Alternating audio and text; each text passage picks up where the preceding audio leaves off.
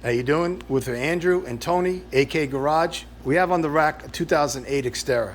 The reason it's here, we have low cat efficiency. Vehicle has 151,000 miles. So Andrew is going to show us how we get around that code and the best way to save yourself $600-700 in buying new cats, when really you just have to change 2 of the O2 plug sensors, and we're going to put extensions in there. So throw it over to Andrew. Yeah, good morning. So like I said, my boy Tony over here with his Xterra, he has his low cat efficiency codes. Now, the way to get around this, to trick the computer, is all vehicles have 4 O2 sensors. You have an upstream and you have a downstream. And what they actually get to do is they read the amount of oxygen that's in the exhaust. Okay, so when it takes the first reading, the computer does, it sees the oxygen in the upstream. Then the second reading is going to come from the downstream O2 sensor.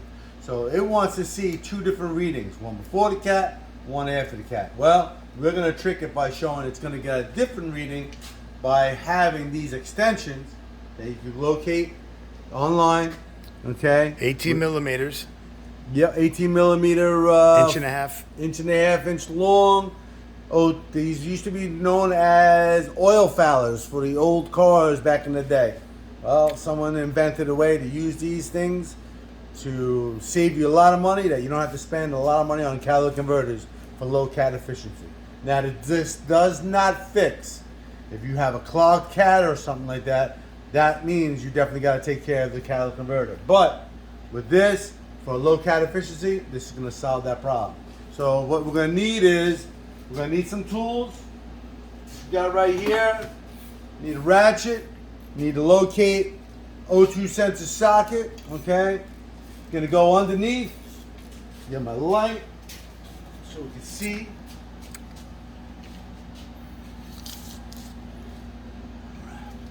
So we're under here.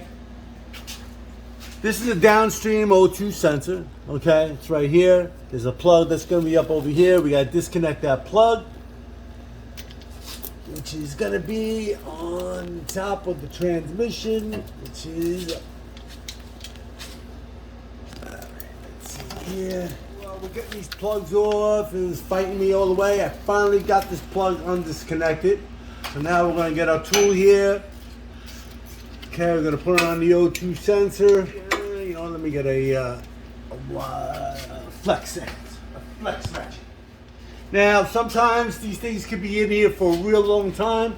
A little bit of penetrating oil won't hurt, but we already got under here and we kind of like broke these things free already. So as you can see, Elbow grease only. Kind of broke easy for us. What you want to try and do is, as you're unscrewing it, make sure that the harness doesn't get caught up in anything, so it comes out. So right here, this element in here, okay, the computer uses that inside this O2 sensor to read the amount of oxygen and the temperature that is coming after the catalytic converter. It needs to see that change. So when you have a low cat efficiency, it's seeing that the change is not met to the standards that it's required. So by adding this to the O2 sensor, it's going to actually do it. It's going to give it a totally different reading. It has to, because it's extended out of the exhaust. It's going to actually give it a cooler reading, less amount of oxygen. So that's what we're going to do. We screw it on here, and then we'll tighten this all up while it's on here. All right, so I'm going to get this back up in here. I'm going to screw this down, and then we're going to take it, and we're going to, like I said, screw it down. Yo, what's up there, Raphael? There's another boy of mine that's coming in here. He works in the garage sometimes too. Raphael. Yeah, he does a lot of work on cars. So, like I said, What's up, Raphael? What's up? So, got that.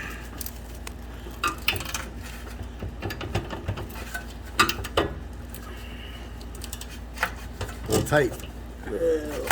Little tight.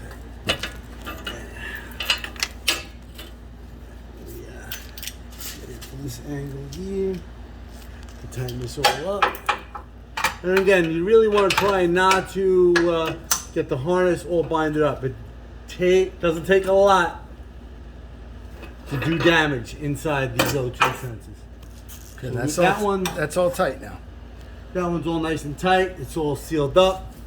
Now we gotta plug it in Plug it in. up on top of the tranny. Boom. Click. Put it back into its little clip. Slide it back on. And we're gonna do the driver's side now. And that's what you look like. Looks good. Beautiful. All back together nice. All back together. Yeah, now we're going to do driver's side. Let's get these plugs off again. Do the same thing.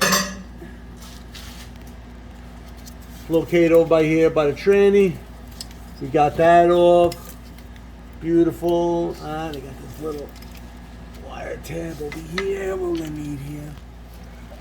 There we go. Get that off.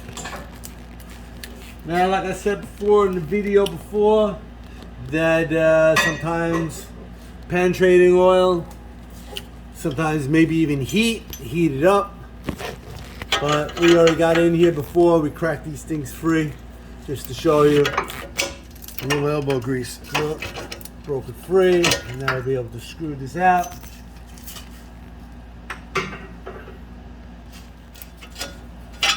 Beautiful. Alright, it looks good, nothing broken on the sensor, so it's still usable. Boom, I'm gonna get one of those extension pieces. Yeah, like I said, go online, look for them. 1.5 to 2 inch, 18 millimeter is what you want for your Nissan. I remember using these in the V6 Monte Carlo, because those motors back in the day inherently would always foul the plugs because of bad seals, valve guides. Exactly, yep. And that was what you would screw your plug into. Yep, the spark plug would go into that, and you wouldn't foul out your spark plug. The oil wouldn't be able to travel up into this housing and foul it out. Like I said before, again, very, very critical. Make sure that the harness does not get caught up and twisted, because again, you can do damage. But And then you get a new reading. yeah, yeah. New reading, O2 sensor heater failure. Downstream. That's it. Yeah. But it's gonna be easy fix. Saving him a lot of money here. Well, saving the wife a lot of money. Well,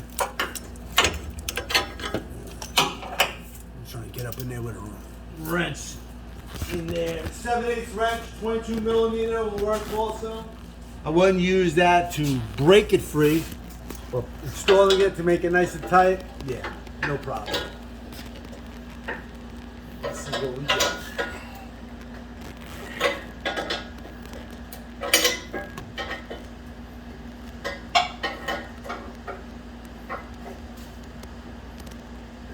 That's nice and tight now. Take a look at that.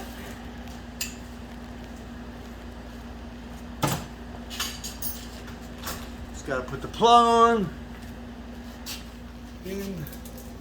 Now, as soon as we get done plugging in the O2 sensor, we're going to put the vehicle down and reset the computer, get the code out, and proceed on with the oil change and the front pads. That's all good. This Xterra is sitting on a 2.5 inch Bilstein lift, adjustable shocks, gas shocks, some cross-road rotors, fuel rims, 33-inch tires, Old Man EU springs. I highly recommend this setup. The truck has been no problems. Ride straight, ride smooth. For your Nissan guys. Can't say enough good things about the 08 Xterra. So, has under 51,000 on this little V6 4.0. So, just so you know, any type of scan tool that's able to read and clear code, your Advanced Auto Parts, O'Reilly's, anywhere, AutoZone, they all sell these little scan tools. Another way you can do it is you can actually disconnect the battery, Negative terminal. take that off, let it sit for good for like 15-20 minutes, and then you can plug it back in also. But since I have a scan tool here ready, we're going to do that. We're also going to look to make sure there's no other codes stored in the computer. I think there was. So we're going to see what we got going on. You guys know it's under the dash on the left side. So got going on? OBD. Looking for its protocol. Alright, so there's one diagnostic code that is found. We're going to see what that is. Read codes. Make sure we're dealing with the same code. Yep, PO420, which actually means it's a generic code. It's not found in this database on this scan tool, but when you do the research, you find out it's low CAD efficiency. Alright. Reason why we did both O2 sensors is because even if you have it's bank 1 or bank 2, whichever cat, you're better off just doing the pair of them, because again, if one cat is they're both the same age, so might as well do both. You won't have an issue. We're going to clear it out, erase codes, key it on, boom. That's it, and it's good.